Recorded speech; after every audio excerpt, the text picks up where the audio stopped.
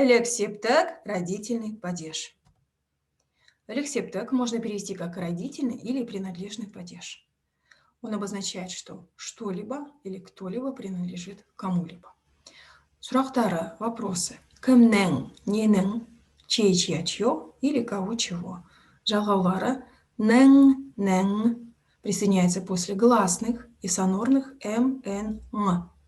Дэн после звонких зж и сонорных р, л и краткое у. Тэн присоединяется после глухих и звонких б, в, г, д.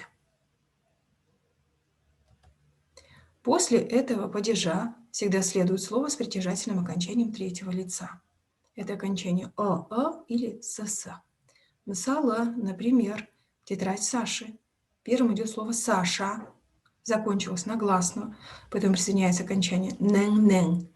Я взяла вариант нэн твердый, потому что в слове Саша последняя гласная твердая. Саша нэн дәптері, тетрадь Саши. Или хочу сказать, друг Ани. Первым идет слово Аня. К нему появляется лексептек. Аняның досы. Или мама Марата. Первым идет слово Марат.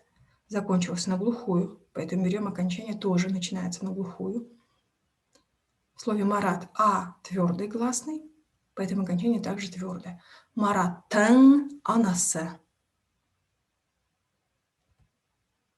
Или еще один пример.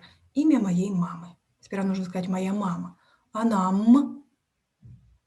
Далее лексептек. Анамның аты.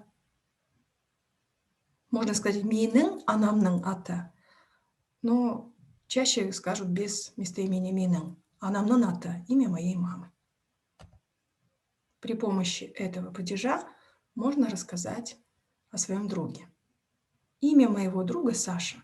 Досымның аты Саша. У Саши есть мама, папа и младший брат. Сашаның анасы, әкесі, інісі бар.